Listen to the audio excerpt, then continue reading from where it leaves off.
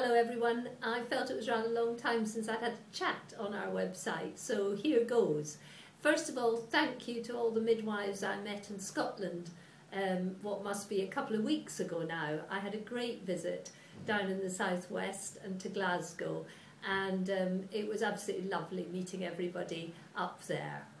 I've had a few days holiday, which has been great, but then now I'm back, and like all of you, looking forward to the autumn, I guess. What's been happening in the RCM? Well, I suppose internally, what I'd want to mention is it's the run-up to conference, and I hope as many of you as possible are coming to that. It promises to be a great 2 days in November in Brighton, and we're still looking for people to submit applications for our awards. The closing date is the 5th of September. But do remember we're interested in any innovative midwifery practice, and don't underestimate yourselves. Put in an application would be my advice. So lots of internal things going on.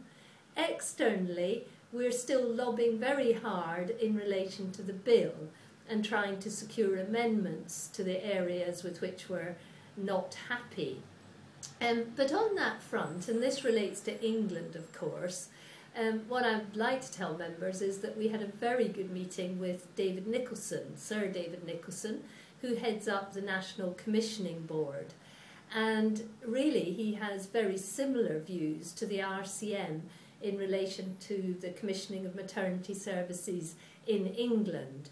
He thinks there needs to be quite strong central direction, that the centre needs to set standards for commissioning, and that the local commissioning groups need to be held to account.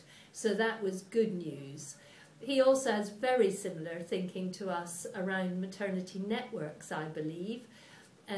We think that they should be managed networks, and they should be groups of clinicians and users who give advice to the commissioners of maternity services about how to achieve the highest quality of care.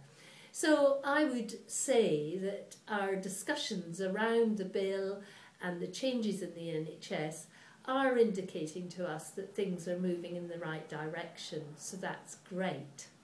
It's not all quite so rosy though, and you know we are engaged with other unions in major discussions on our pensions, and we'll be doing our very best to protect our pensions and make sure that the NHS staff do not lose out in future years.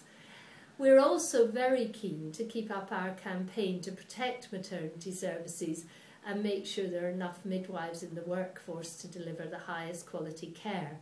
And on that front, I've just launched a petition, and I hope you'll sign up to that. The petition is that asking for your support for 5,000 more midwives. And the issue is that if we manage to get 100,000 signatures to our petition, we are likely to get a debate on the subject in Parliament. The petition's only been up for a few days, and we've already got well over 3,000 signatures, which is really good. But if you could encourage your mates and your friends to all sign up to that, it would be great, and I'd really appreciate that. So I think that's about all for now.